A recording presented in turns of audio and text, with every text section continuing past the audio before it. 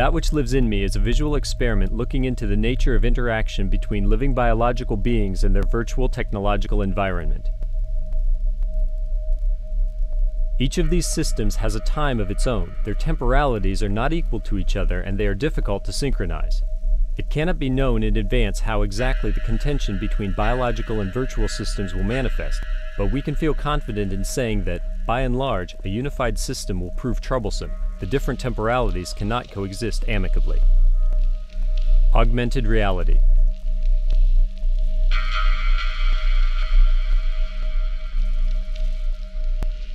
Our project employs augmented reality technologies. This is a contemporary research field that enables observers to enhance their field of vision by means of virtual elements. A digital camera picks up the image of the environment and sends a signal to the computer. The information is processed by a special program that augments the conventional image with the virtual one by using pattern recognition algorithms. Using these technologies, we can superimpose computer data on the live video footage in real time. The effect produced on our senses makes it difficult to tell the augmented world from the real one. The main features of this virtual technological world are fast response and full interactivity. Bioobjects.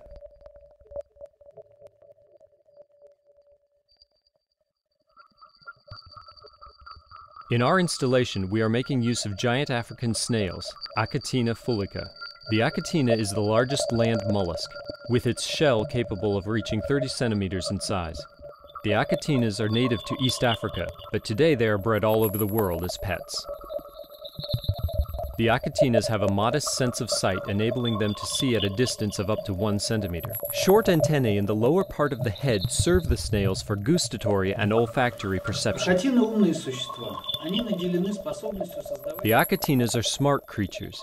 They have the ability to map an environment with their brain while they search for food.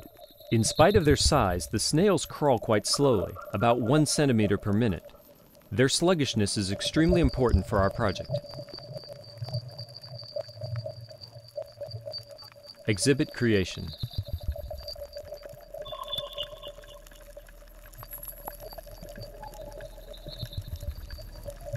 For the purposes of the installation, we have made a special terrarium in which the snails live. Its main component is an acrylic hemisphere. The terrarium also accommodates a digital camera, lighting fixtures, and a heat-sensitive element. Another element of the structure is a ring with an access hole for taking care of the snails. This is connected to the hemisphere like an interlocking puzzle.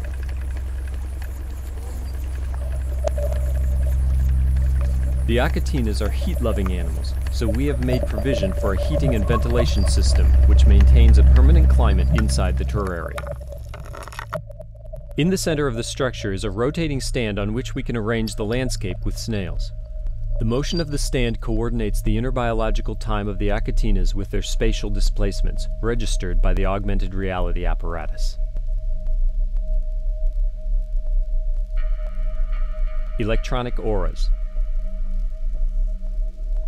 For many peoples of the world, the image of a snail represents incompatibility of the inner and the outer spaces, and a snail shell symbolizes frozen time. Reconstructing this metaphor, we have augmented the shells of giant African snails with a certain kind of electronic aura, an interactive layer of digital visual information.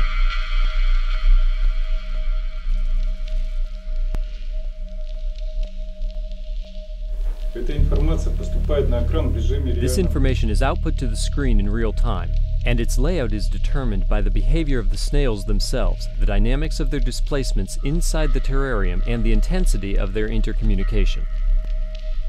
To make the electronic auras dependent on the snail's behavior, we employed additional software and hardware. This technical setup enables information about the objects being observed to appear directly over the image obtained from a video camera.